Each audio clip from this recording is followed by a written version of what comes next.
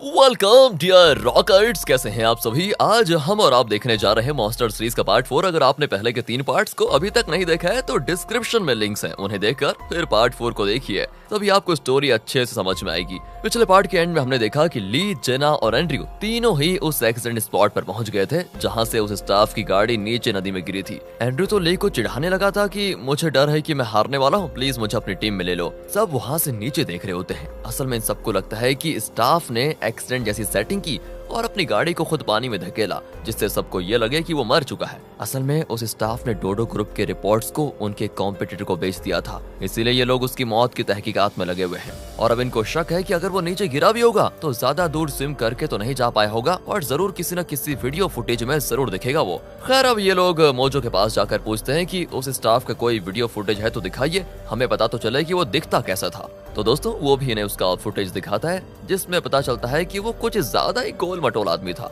Mojo कहता है कि जो टीम सबसे ज्यादा डिटेल्स लेकर आएगी उन्हें ज्यादा पॉइंट्स मिलेंगे। अब ये लोग सोच में पड़ जाते हैं कि इसके साइज के हिसाब से तो ये स्विम नहीं कर पाया होगा, लेकिन रोशी उस स्टाफ के वॉच को जूम करके देखती है और बताती है कि ये तो वाटर प्रूफ वॉच है जिसे प्रोफेशनल डाइवर्स यूज करते हैं। और यहाँ से सभी चौंक जाते हैं कि इसका मतलब है कि वो जरूर स्विम करके आसपास की किसी जगह पे पहुंचा होगा। जिना कहती है मैं तुरंत उस एरिया को छान मारने जा रही हूँ। ली से डांटता है कि सबके सामने कहने की जरूरत क्या थी। खैर, मैं भी सीसीटीवी कंट्रोल रूम में जाकर देखता हूँ, कहकर दोनों अपनी कार में निकल पड़ते हैं। एंड्रयू क्या पीछे रहने वाला था? अरे कहाँ, वो भी अपनी कार में आ जाता है। जिना सबसे आगे जा रही होती है, लेकिन एंड्रयू और ली बड़ी आसानी से उसे ओवरटेक करके आगे चले जाते हैं। आखिर सभी कंट्रोल रूम पहुंच जाते हैं और उस इलाके के सारे सीसीटीवी के फुटेजेस मांगते हैं। मोजो ने उन्हें पहले से इन्फॉर्म कर दिया था कि ये लोग आ रहे हैं, इसलिए वो इन्हें फुटेज का हार्ड डिस्क दे देते हैं और कहते हैं कि इसको संभाल कर रखना, कहीं कोई वीडियो लीक न हो पाए। तो देखिए दोस्तों, अब ये क्या करते हैं, फिर तीनों एक कमरे में बैठकर फुटेजेस को देख रहे होते हैं, पर 100 से ज्यादा फुटेजेस होते हैं।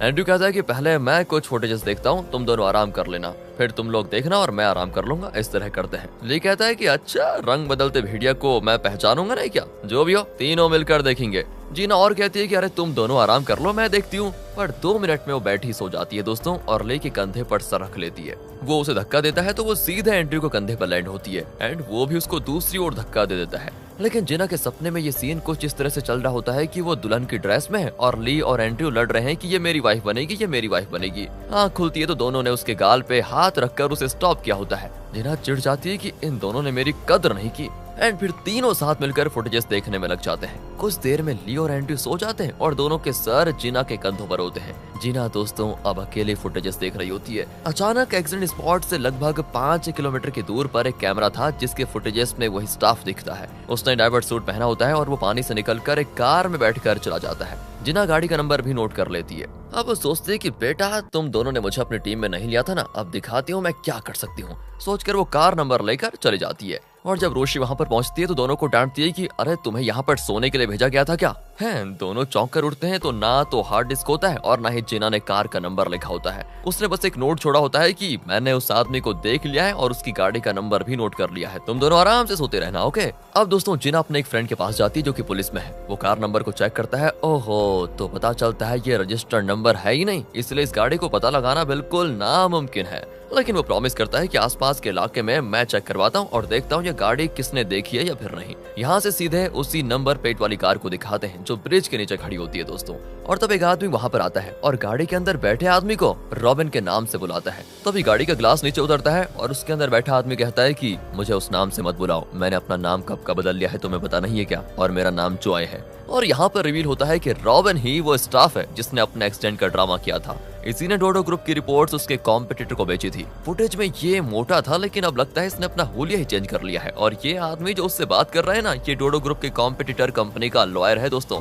जिसका नाम है चार्ल्स। इसी ने रॉबिन को पैसे देकर डोडो ग्रुप के रिपोर्ट्स को इलीगली खरीदा था। अब वो भी रॉबिन को एक मोटी रकम देकर कहता है कि ये एक लास्ट टाइम है, इसके बाद तुम्हारा और मेरा कोई कनेक्शन नहीं होगा, समझे। मुझसे एक और बात याद रखना, और पैसों की उम्मीद तो मत करना, गुड बाय। ये कहकर वो रॉबिन को भेज देता है। रॉबिन तो बड़े मजे से पैसे लेकर निकल जाता है। और रास्ते में ट्रैफिक सिग्नल पर एक कैमरा होता है जो उसकी गाड़ी के नंबर प्लेट को आइडेंटिफाई कर लेता है और तुरंत सारे पुलिस स्टेशंस को अलर्ट मिल जाता है कि ये गाड़ी इस जगह पे है। आखिर दोस्तों पुलिस उसको पकड़ लेती है। जिना का फ्रेंड तुरंत जिना को बता देता है और वो जल्दी से पुलिस स्टेशन की ओर निकलती है। इसी बीच ली और एंड्रयू को लगता है कि जिना जरूरी पूछताछ करने किसी पुलिस स्टेशन में गई होगी, इसलिए वो सियोल के हर पुलिस स्टेशन में जाते हैं। एक पुलिस स्टेशन में जब वो बाहर आते हैं तो जिना वहाँ पहुँच जाती है एंड उन्हें देखकर जिना चौंक जाती है और पूछती है, तुम दोनों यहाँ पर क्या कर रहे हो? तुम्हें कैसे पता चला कि उस स्टाफ को अरेस्ट कर लिया गया है? अब ये दोनों चौंक जाते हैं कि अच्छा वो आदमी अरेस्ट भी हो गया। अरे यार, तो क्या मैंने बेवजह अपना मुंह खोल दिया? इन्हें तो पता ही नहीं था। खैर दोस्तों, वो आगे कहती है, मैंने ही उस नंबर प्लेट को पता लगाया था, इसलिए पहले मैं जाऊंगी और बोनस पॉइंट्स भी मुझे मिलेंगे। कहकर वो पुलिस स्टेशन को एंटर करने वाली होती है, लेकिन ली उसको झट से गले लगा लेता है और कहता है, तुम तो मेरी टीम में हो ना, तुम्हारे बिना टीम सूनी सूनी हो गई है, पता है तुम्हें? और ये तो छोड़िए, पीछे से एंड्रयू भी उस पर झपट पड़ता है कि नहीं नहीं नहीं, तुम तो मेरी टीम की जान हो, पहचान हो, सम्मान हो, सब कुछ तुम हो। जिना दोनों को धक्का देकर पुलिस स्टेशन के अंदर जाती है, पर वो वहाँ बैठे रॉबिन को देखकर कहती है, नहीं नहीं नहीं नहीं, ये तो वो आदमी नहीं है, वो तो बहुत मोटा था। पुलिस वाला कहता है कि देखिए वो नंबर प्लेट वाली गाड़ी इन्हीं की है, समझे? फिर वो रॉबिन से पूछता है, क्या आपने ये गाड़ी सेकंड हैंड खरीदी थी क्या इस आदमी ने आपको ये गाड़ी बेची थी? कहकर वो रॉबिन को उसी का फुटेज दिखाता है एंड वो भी झूठ बोलता है कि हाँ, इसी आदमी ने मुझे गाड़ी बेची थी। वैसे क्या इस आदमी ने कोई जुर्म किया था जो आप पूछताछ कर रहे हैं? अब दोस्तों, पुलिस ऑफिसर तो उसका फिंगरप्रिंट लेना चाहता है, लेकिन उसकी उंगलियों पर ऐसे घाव होते हैं कि फिंगरप्रिंट लिया ही नहीं जा सकता। रॉबिन कहता है, देखिए मैं एक कारपेंटर हूँ, इसलिए मुझे ऐसी चोट लगती रहती है। अब पुलिस ऑफिसर कहता है, आपने अनरजिस्टर्ड नंबर यूज करके गाड़ी चलाई है, इसलिए जब तक वो आदमी नहीं मिल जाता जिसने तुम्हें ये कार बेची थी, तुम्हें लॉकअप में रहना पड़ेगा। और दोस्तों फिर क्या था, इन तीनों का प्लान हो जाता है फ्लॉप। यहाँ से इनकी क्लास को दिखाते हैं, जहाँ जेजे बताता है कि कल शाम तक हर टीम की रिपोर्ट्स हमें मिल जानी चाहिए। हमने डोडो ग्रुप की तरफ से इस केस को एनालाइज किया है, जिस टीम का रिपोर्ट हमारी रिपोर्ट से मैच करेगा उसे ज्यादा पॉइंट्स मिलेंगे, वरना उस टीम को कोई पॉइंट नहीं मिलेंगे। असल में जेजे ने पहले से ही एंड्रयू को पेन ड्राइव में सारे केस डिटेल्स को दे दिया था और जाहिर है एंड्रयू जीतेगा। खैर इन्हें कल शाम 6 बजे के अंदर अपने रिपोर्ट्स देने होंगे। फिर जिना तो बहुत सारे चॉकलेट्स लेकर पुलिस स्टेशन जाती है और पुलिस ऑफिसर्स को दे देती है। इसी बहाने वो पूछ भी लेती है कि इस केस में कुछ और पता चला है क्या? वो कहते हैं कि फिलहाल तो नहीं, पर आपको तो अपनी कंपनी को कल शाम तक रिपोर्ट्स देने हैं ना। अगर कोई इन्फॉर्मेशन मिली तो सबसे पहले आपको ही कॉल करूंगा मैं। दूसरी ओर पैनी को दिखाते हैं दोस्तों, जो आई-1 कंपनी के ओनर से मिलने चाहती है। असल में दोस्तों जेजे का प्लान ये है कि वो किमी के पिता नेल की मदद से आई-1 कंपनी के ओनर को धमकाकर उसकी कंपनी को खरीदने की सोच रहा है। अगर वो आई-1 को खरीदने में सफल हो गया तो उन्हें इस केस में अपने कॉम्पिटिटर के खिलाफ प्रूफ मिल जाएगा और वो इस केस को जीत जाएंगे। लेकिन पैनी आई-1 के ओनर से मिलती है और कन्विंस करती है कि आप अपनी कंपनी डोडो ग्रुप को बेचने के बजाय उसके कॉम्पिटिटर को बेचिए, जो आपकी कंपनी का ज्यादा दाम देने के लिए तैयार बैठे हैं। तब ली वहाँ पर आ जाता है और कहता है कि सर, मैं नेल को अच्छी तरह जानता हूँ, उन्होंने हमें यहाँ भेजा है क्योंकि वो चाहते हैं कि आप डोडो ग्रुप को अपनी कंपनी ना बेचे। कहकर वो चला जाता है। अब ओनर परेशान हो जाता है कि इसे कैसे पता चला कि मैं कंपनी बेचने वाला हूँ। तब पैनी को एक कॉल आता है। कॉल के बाद वो आई-1 के ओनर से कहती है, सर अगर आप डोडो ग्रुप को अपनी कंपनी बेचोगे तो नुकसान आपका होगा, इसलिए आप उनके कॉम्पिटिटर को अपनी कंपनी बेचिए। और दोस्तों अब आई-1 का ओनर नेल के नाम से जरा डर जाता है क्योंकि वो एक पावरफुल पॉलिटिशियन बन चुका था, इसलिए वो डोडो ग्रुप के कॉम्पिटिटर को ही अपनी कंपनी बेचने का फैसला कर लेता है। दूसरी ओर जिना पुलिस स्टेशन में सो गई थी क्योंकि उसे लगता है कि पुलिस किसी भी वक्त सच का पता लगा लेगी और सबसे पहले इस तरह उससे ही इन्फॉर्मेशन मिलेगी। उसे एक सपना आता है। जब जिना छोटी थी तो एक फायर एक्सीडेंट में उसकी माँ की डेथ हो गई थी। उसके बारे में सोचकर वो नींद में अपनी माँ का नाम ले रही होती है। तब ली वहाँ पर आता है और तब उसको एक बात याद आती है। जब ली देख नहीं सकता था और जिना उसके घर में काम करती थी, तो एक दिन ली ने जिना से पूछा कि तुम कैसी दिखती हो, क्या तुम खूबसूरत हो? जिना ने कहा था नहीं। अच्छा, तो तुम क्या बदसूरत हो? जिना ने कहा कि नहीं, मैं बदसूरत भी नहीं हूँ। और इस पर ली ने कहा था कि क्या मैं तुम्हारे चेहरे को छू सकता हूँ? जिना ने मना किया तो ली ने कहा था इसका मतलब तुम जरूर बदसूरत होगी, इसलिए छूने नहीं दे रही। और तब उस समय जिना ने कहा था कि ठीक है, छू लो। तब ली ने जिना के चेहरे को छूकर फील किया था दोस्तों। अब भी वो जिना का चेहरा टच करने की कोशिश करता है ताकि वो जान पाए कि ये जिना है या नहीं, क्योंकि जिना तो यहाँ किसी और नाम से आई है ना, इसीलिए। लेकिन अचानक जिना जाग जाती है और कहती है, क्यों गुरु, तुम्हें भी लॉकअप में बंद होना है क्या? ली कहता है नहीं, मैं तो यूं ही देख रहा था। जिना कह देती है कि ध्यान से सुनो, अगली बार मेरे चेहरे पे हाथ रखने की कोशिश की तो तुम्हारे चेहरे पे मेरी लात होगी, समझे? कहकर वो मुंह धोने जाती है। तब ली रॉबिन के पास जाता है जो लॉकअप में बंद है और कहता है मुझे आपसे एक बात पूछनी थी। और वो कहता है मुझे नींद आ रही है, तुम जाओ। अच्छा, तो क्या आप मुझसे कुछ छुपाने की कोशिश कर रहे हैं? रॉबिन को दोस्तों गुस्सा आ जाता है। तब ली उसके चश्मे को नोटिस करता है और पूछता है, सर यह आपने बिना लेंस का चश्मा क्यों पहन रखा है? वो कहता है तुमसे मतलब, जाओ वरना बहुत बुरा होगा। अब यहाँ दोस्तों ली को इन पर शक होने लग जाता है। अगले दिन शाम को सभी अपने रिपोर्ट्स सबमिट करने में लगे होते हैं। एंड्रयू तो बिना मेहनत किए जेजे के दिए हुए पेन ड्राइव से डिटेल्स निकाल कर रिपोर्ट बना लेता है और सबसे पहले सबमिट भी करता है। फिर ली की टीम रिपोर्ट देती है तो मोजो कहता है कि तुम इतना लेट क्यों आए, सिर्फ 1 मिनट बचा है, थोड़ी सी भी देर हो जाती तो मैं रिपोर्ट नहीं लेता।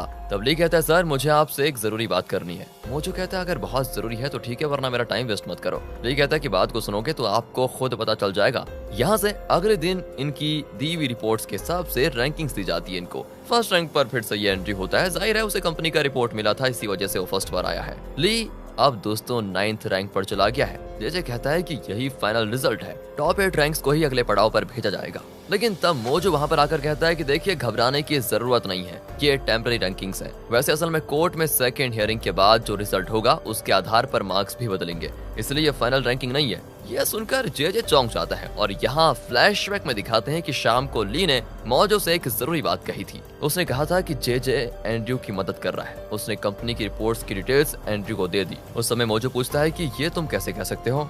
ली ने कहा था कि आप रिपोर्ट्स देखेंगे तो पता चल जाएगा। एंड्रयू की रिपोर्ट आपकी कंपनी की रिपोर्ट से ज्यादातर मिलती जुलती होगी। अगर एंड्रयू ने खुद इन्वेस्टिगेट किया होता तो वो एकदम डिट्टो रिपोर्ट नहीं दे पाता। यही नहीं, मैंने उन दोनों को बात करते हुए सुना भी था। और दोस्तों इसी वजह से मोजो कह रहा था कि ये फाइनल रिजल्ट नहीं है। अब जेजे तो उस पर भड़क जाता है कि ये तुम क्या कह रहे हो, तुम होते कौन हो। मोजो कहता है मुझे लगता है कि एंड्रयू को चीटिंग करके हर राउंड में फर्स्ट आ जाता है। कोर्ट में सेकंड हियरिंग का फैसला आने दीजिए, फिर अनाउंस करेंगे फाइनल रिजल्ट को। अब एंड्रयू ली को चिढ़ाता है कि क्यों दोस्त 9th रैंक में जाकर कैसा लग रहा है तुम्हें। पर ली कुछ नहीं कहता दोस्तों, उसको सब पता है। लेकिन अब ली की टीम ठान लेती है कि यहाँ चाहे वो पास हो या फेल, अगर वो थोड़ी और इन्वेस्टिगेशन करेंगे तो असलियत का खुद ब खुद पता लगा सकते हैं और उसी के आधार पर वो कोर्ट का फैसला भी बदल सकते हैं। और इसी इरादे से वो केस को और स्टडी करने लगते हैं। और एंड्रयू की टीम तो जीतने की खुशी में क्लब में यहाँ देखो कितना एंजॉय कर रही है। यहाँ से डोडो ग्रुप के चेयरमैन के घर को दिखाते हैं, जहाँ चेयरमैन, उसकी वाइफ और नेल बैठे होते हैं। तब वहाँ पर जेजे और किमी भी आते हैं। असल में चेयरमैन नेल के इन्फ्लुएंस को यूज करके ही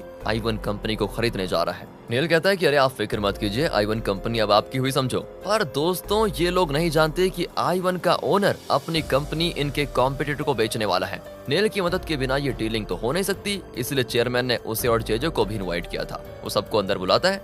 जेजे तो चौंक जाता है कि इसे तो मेरे पास बैठकर खाने में तकलीफ थी, लेकिन अब मुझे खाने के लिए इनवाइट भी कर रहा है। वाह। चेयरमैन कहता है कि तुम मेरी कंपनी के लॉयर हो और नेल ने मुझे बताया कि आई1 कंपनी को कन्विंस करने में तुम्हारा भी हाथ था, इसलिए ज्यादा मत सोचो, आओ खाना खाते हैं। जेजे बड़ा खुश होता है कि आखिर चेयरमैन ने उसको एक बढ़िया दर्जा दिया। दूसरी ओर ली की टीम बार बार रॉबिन का फुटेज देख रही होती है। अब जीना तो तंग आ जाती है कि बार बार देखने से कुछ ज्यादा तो दिखेगा नहीं इसमें। लेकिन ली कहता है कि अगर मुझे इस आदमी की आवाज मिल जाए तो मैं सच का पता 2 मिनट में लगा लूंगा। असल में दोस्तों ली को शक हो गया था कि जो आदमी लॉकअप में है वही रॉबिन है, जो कि इस वीडियो में है। एंड इस फुटेज में उसकी आवाज तो है नहीं। ली कहता है कि इसमें नहीं है तो क्या हुआ, उस दिन कैफेटेरिया में बैठे लोग उसकी वीडियो बना रहे थे, शायद उनमें से किसी ने वीडियो रिकॉर्ड की होगी और उसकी आवाज भी उसमें जरूर रिकॉर्ड हुई होगी। हीरो कंपनी में जाकर एक स्टाफ से उस दिन का फुटेज ले लेती है, जो उस दिन कैफेटेरिया में बैठी थी और रॉबिन के वीडियो बना रही थी। उसमें रॉबिन की आवाज को सुनकर ली को पक्का यकीन हो जाता है कि यही आदमी लॉकअप में है, यानी वही रॉबिन। ली तुरंत पुलिस स्टेशन कॉल करके कहता है कि वही रॉबिन है, उसे छोड़िए मत। पर पुलिस कहती है वही वाले सवाल कि बिना प्रूफ के हम 24 घंटे से ज्यादा उसे स्टेशन में नहीं रख सकते, इसलिए हमने उसको छोड़ दिया।